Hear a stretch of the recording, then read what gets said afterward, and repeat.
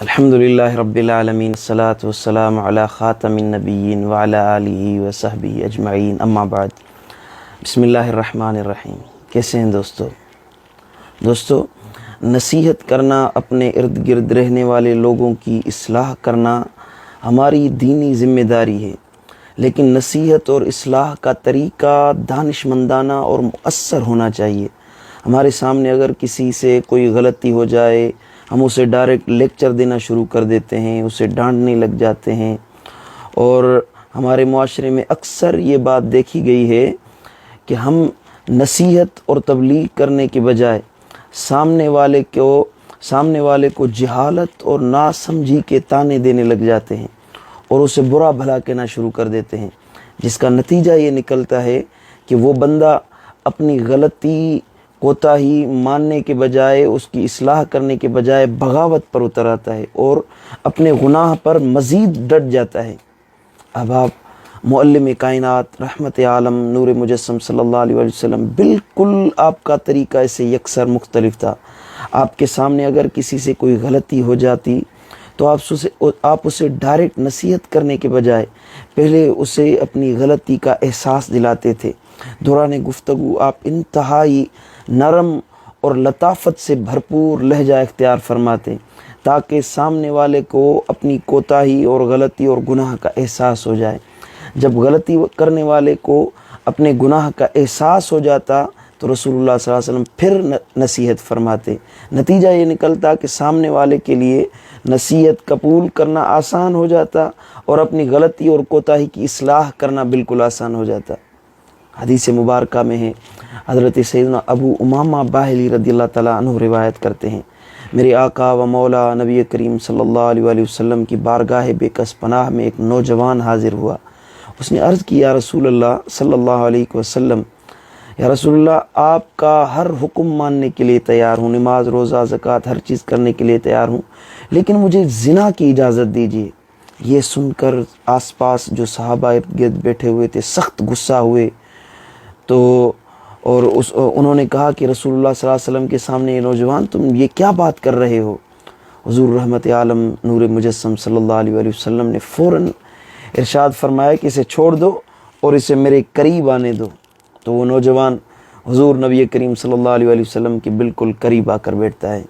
میرے آقا و مولا صلی اللہ تعالیٰ علیہ وسلم نے بڑی محبت کے ساتھ اس نوجوان کو مخاطب ہوتے ہوئے فرمایا کہ اتحبہ لامک، اے برخوردار، کیا تم یہ کام جو پوچھ رہے ہو، اجازت مانگ رہے ہو، کیا اپنی والدہ کے ساتھ کرو گے یا اپنی ماں کے لیے پسند کرو گے؟ تو وہ نوجوان ایک دم لرز کر بولا، خدا کی قسم یا رسول اللہ، ہرگز نہیں، کوئی میری والدہ کے ساتھ ایسا برا کام کرے، میں یہ کیسے پسند کرتا ہوں؟ تو تاجدار رسالت صلی اللہ علیہ وسلم نے ارشاد فرمایا، وَلَلنَّاسُ يُحِبُّونَهُ لِأُمَّهَاتِهِمْ، بالکل نوجوان، تو نے سچ کہا کہ لوگ بھی پسند نہیں کرتے کہ کوئی ان کی ماں کے ساتھ ایسی بیہودہ حرکت کرے۔ پھر آپ صلی اللہ علیہ وسلم نے ارشاد فرمایا، اتحبہ لبنتک، اے نوجوان، کیا تم یہ پسند کرتے ہو کہ کوئی تمہاری بیٹی کے ساتھ یہ بری حرکت کرے؟ تو فوراً نوجوان نے کہا، یا رسول اللہ، کوئی اپنی بیٹی کے ساتھ بھی بھلا ایسا کرنا پسند کرے گا؟ تو میرے آقا و مولا صلی اللہ تعالیٰ علیہ وسلم نے پھر فرمایا، وَلَلنَّاسُ يُحِبُّونَهُ لِبَنَاتِهِمْ، بالکل نوجوان، تو نے سچ کہا کہ کوئی بھی انسان یہ پسند نہیں کرتا کہ کوئی اس کی بیٹی کے ساتھ یہ حرکت کرے۔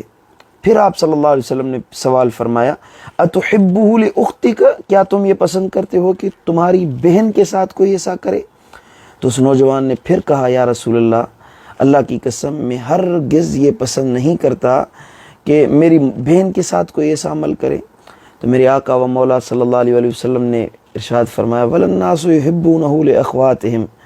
بالکل نوجوان، تو نے سچ کہا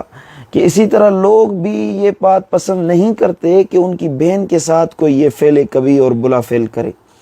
میرے آقا و مولا صلی اللہ تعالیٰ علیہ وسلم اس کے قریبی رشتہ داروں کے بارے میں پوچھتے گئے، نوجوان جواب دیتا گیا، گویا کہ نبی رحمت صلی اللہ علیہ وسلم اس نوجوان کو یہ بات سمجھانا چاہتے تھے کہ اگر تم یہ بات پسند نہیں کرتے کہ کوئی تمہاری ماں کے ساتھ، بہن اور بیٹی، خالہ، پھپھو، قریبی رشتہ دار وغیرہ کے ساتھ زنا کرے، یہ برا فعل کرے، تو تم یہ کیسے پسند کرتے ہو کہ تم دوسری خواتین کے ساتھ اس طرح، کسی کی ماں بہن کے ساتھ اس طرح برا فعل کرو؟ جب نوجوان قدرے مطمئن ہوا تو نبی کریم صلی اللہ علیہ وآلہ وسلم نے اسے اپنے قریب کر کے اس کے سینے پر اپنا ہاتھ دست مبارک رکھا اور یہ دعا کی کہ اللہم اغفر ذنبہ وطہر قلبہ وحسن فرجہ، اے اللہ اس نوجوان کے گناہ بخش دے، اس کے دل کو پاک فرما اور اس کی شرمگاہ کو محفوظ فرما دے۔ سبحان اللہ۔ وہ نوجوان پھر صحابہ کرام کو کہا کرتا تھا کہ جب میں نبی کریم صلی اللہ تعالیٰ علیہ وآلہ وسلم کی بارگاہ اقدس میں حاضر ہوا تھا تو زنا سے زیادہ مجھے کوئی کام زیادہ محبوب اور پسندیدہ نہیں تھا، لیکن آقا کریم صلی اللہ علیہ وآلہ وسلم کی بارگاہ اقدس سے اٹھنے کے بعد زنا سے زیادہ ناپسندیدہ اور برا اور قابل نفرت فعل میرے پاس کوئی نہیں تھا۔ سبحان اللہ۔ یہ خوبصورت انداز تربیت تھا میرے آقا و مولا کریم صلی اللہ علیہ وآلہ وسلم کا۔ ہم بھی اگر اسے اپنائیں، اس انداز کو اپنائیں گے تو یقیناً ہماری زبان میں اثر ہوگا اور سامنے والے احباب پر عمل پر آمدہ ہوں گے۔